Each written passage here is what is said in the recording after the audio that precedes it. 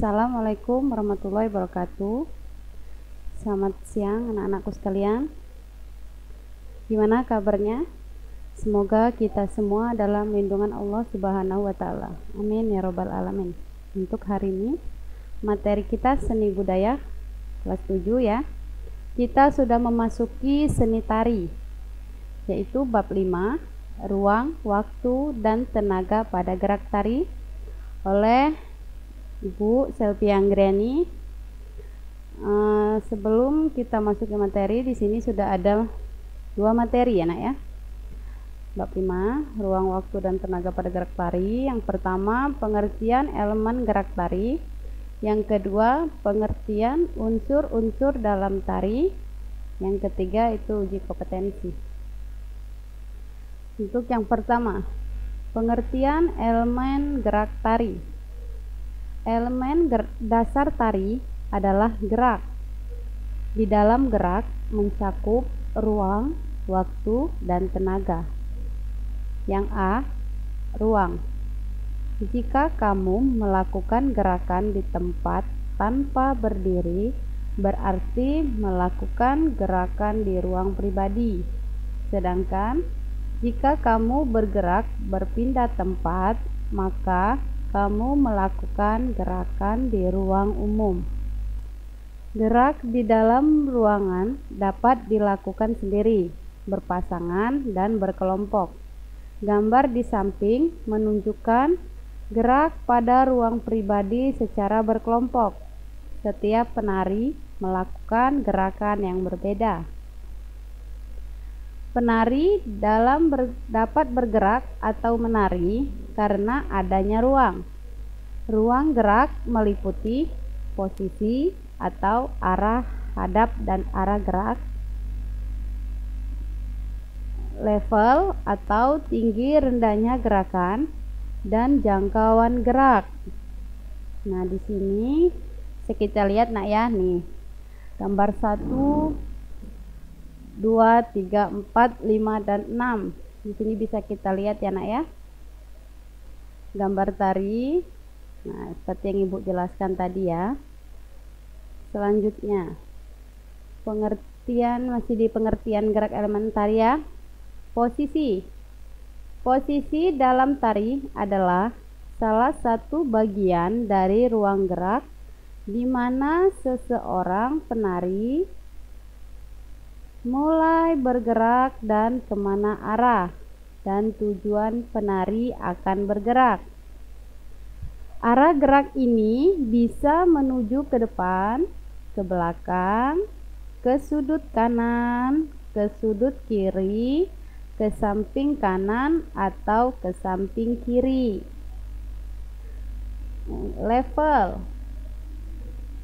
Level adalah tingkatan ketinggian seorang penari pada saat menari. Ada 3 macam level penari yang kita kenal, yaitu level rendah, level sedang atau medium, dan level tinggi. Berikut penjelasannya. Level rendah adalah level penari saat duduk dengan berbagai variasi. Level sedang atau medium adalah level penari pada saat berdiri, baik dalam posisi kaki ditekuk maupun kaki diluruskan. Level tinggi adalah level seorang penari pada saat jinjit sampai dengan melompat atau meloncat. Selanjutnya, jangkauan gerak. Jangkauan gerak suatu tarian akan menentukan keluasan atau volume gerak. Gerak dengan volume yang besar-besar membutuhkan jangkauan gerak yang luas. Demikian juga sebaliknya. Gerak yang kecil-kecil hanya membutuhkan ruang gerak yang sedikit. Kadang-kadang seorang penari harus menari di tempat yang luas atau yang sempit. Pengaturan jangkauan gerak ini sangat diperlukan sehingga bisa selalu harmonis dengan keluasan ruang. B. Waktu. Setiap gerak yang dilakukan membutuhkan waktu, baik gerak estetis maupun gerak fungsional. Gerak fungsional seperti berjalan menuju ke sekolah tentu membutuhkan waktu. Jika jarak yang ditempuh dekat, maka waktu yang dibutuhkan lebih sedikit dibandingkan dengan jarak jauh. Jika jarak jauh ingin sama cepatnya dengan jarak dekat tiba di tempat, maka gerak yang dilakukan haruslah memiliki kecepatan dan atau 3 kali dari jarak dekat. Perbedaan cepat atau lambat gerak berhubungan dengan tempo. Jadi, tempo merupakan cepat atau lambat gerak yang dilakukan. Gerak tari juga memiliki tempo. Fungsi tempo sendiri pada gerak tari untuk memberikan kesan dinamis sehingga tarian enak untuk dinikmati. Yang C itu tenaga. Setiap kamu melakukan gerak tentu memerlukan tenaga. Pengguna tenaga pada gerak tari meliputi yang pertama, intensitas yang berkaitan dengan kuantitas tenaga dalam tarian yang menghasilkan tingkat ketegangan gerak. Yang kedua, aksen atau tekanan muncul ketika gerakan dilakukan secara tiba-tiba dan kontras. Yang ketiga, kualitas berkaitan dengan cara penggunaan atau penyaluran tenaga. Jika gerakan yang dilakukan memiliki intensitas tinggi, tertentu saja memerlukan tenaga yang kuat. Sebaliknya, gerak dengan intensitas rendah memerlukan tenaga yang lemah atau sedikit.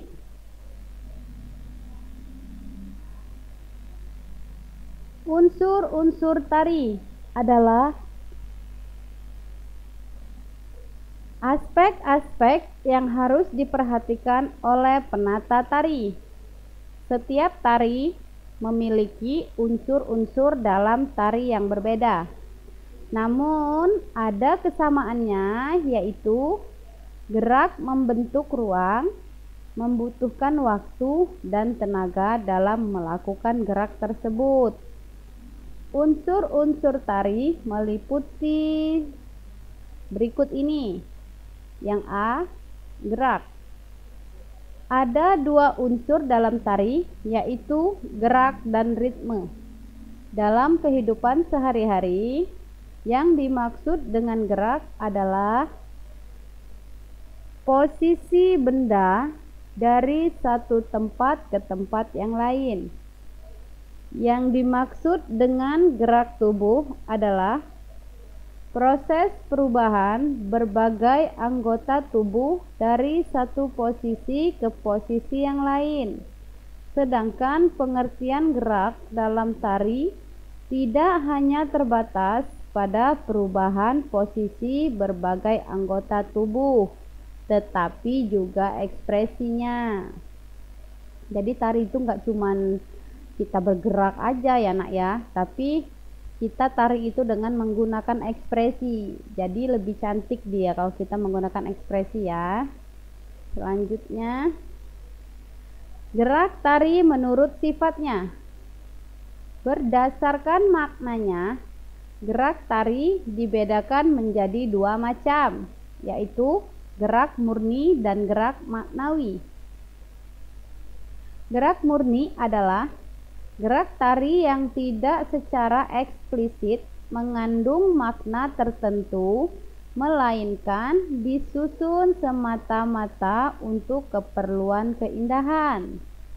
Sedangkan gerak maknawi adalah gerak tari yang mengungkapkan maksud atau makna.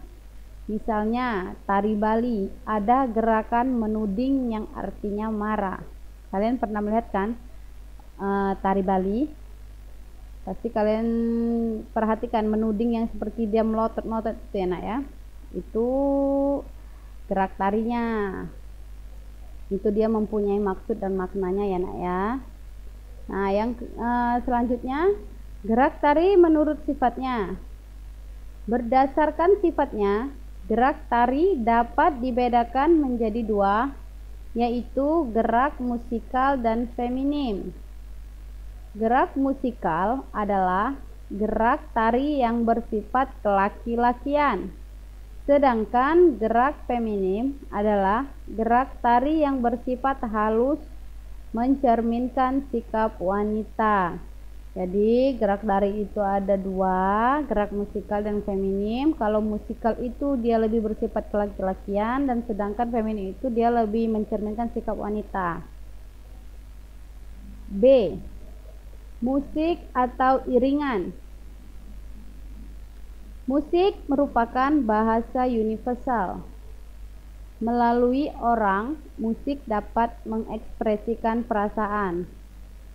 Musik tersusun atas kata, nada, dan melodi yang terangkum menjadi satu.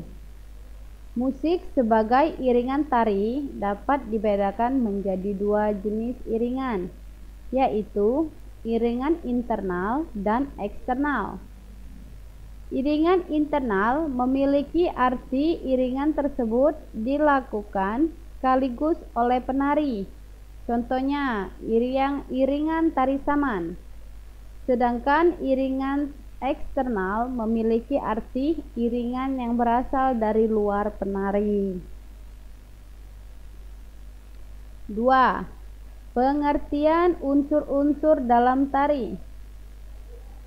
Kebanyakan tari pada zaman sekarang banyak yang menggunakan iringan eksternal daripada iringan internal.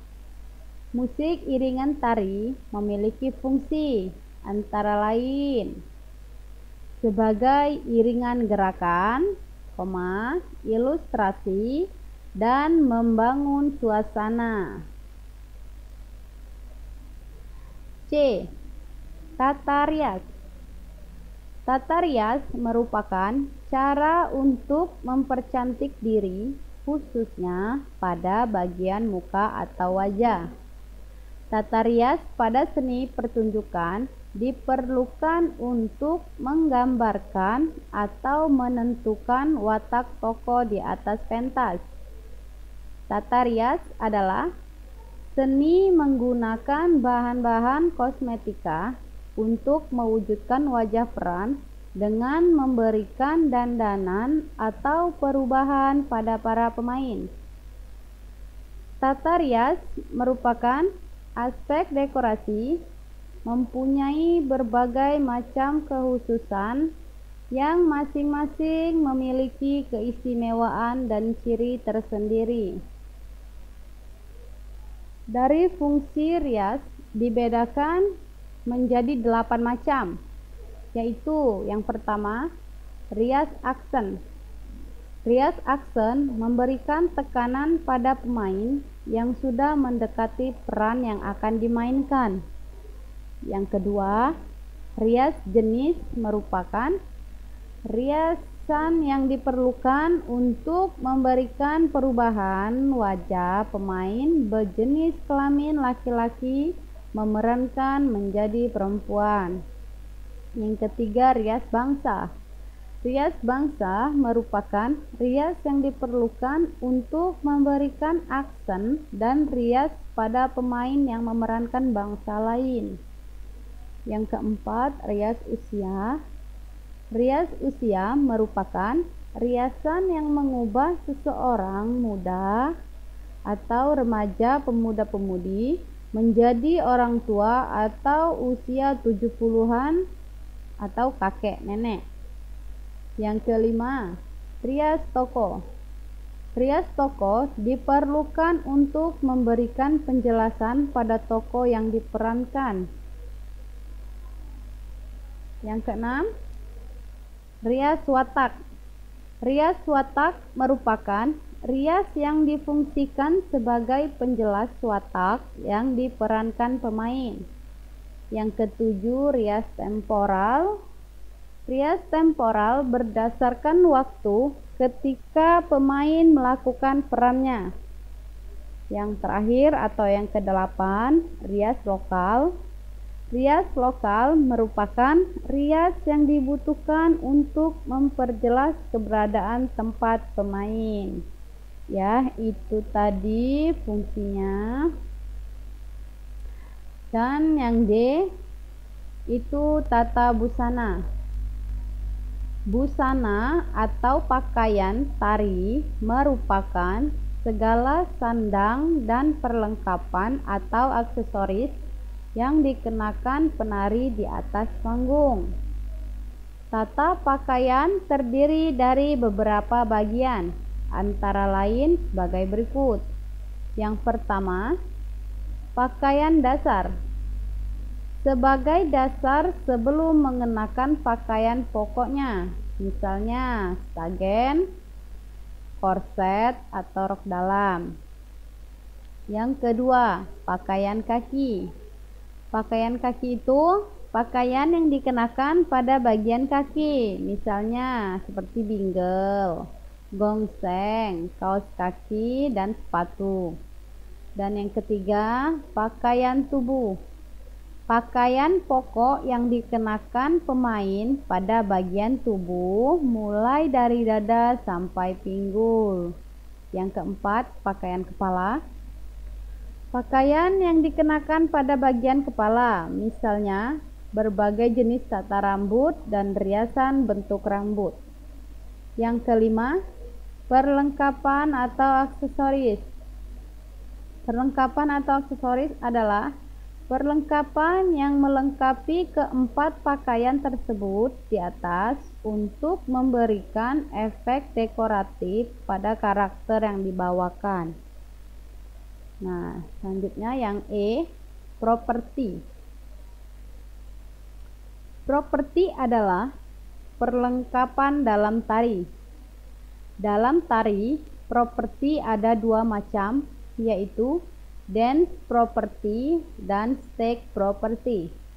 Apa itu yang dimaksud dengan dance property dan stake property? Berikut penjelasannya. Dance property adalah perlengkapan yang dimainkan oleh penari pada saat menari. Sedangkan stake property adalah segala perlengkapan yang diperlukan untuk berpentas di panggung. Properti selalu dipilih yang harmonis dengan rias dan kostum yang dikenakan oleh penari. Beberapa jenis properti tari yang sering digunakan di Indonesia antara lain keris, pedang, tameng, tombak, gada, sabit, kipas, kain, sampur, lilin, piring, bokor, dan caping. Ya, itulah ya anak ya materi kita sampai properti. Semoga apa yang Ibu jelaskan tadi bisa kalian pelajari di rumah. Dan ini sudah Ibu siapkan uji kompetensinya. Di sini ada 5 soal ya nak ya. Yang pertama, jelaskan yang dimaksud dengan ruang, waktu, dan tenaga di dalam tari. Yang kedua, sebutkan 3 penggunaan tenaga pada gerak tari. Yang ketiga, apakah yang dimaksud dengan unsur-unsur tari? Yang keempat, apakah yang dimaksud dengan tata rias? Yang kelima, apakah yang dimaksud dengan properti, dan sebutkan macam-macam properti beserta penjelasannya. Baiklah, sampai di sini dulu pertemuan kita. Selamat mengerjakan. Ibu akhiri, wabillahi taufiq wal hidayah. Wassalamualaikum warahmatullahi wabarakatuh.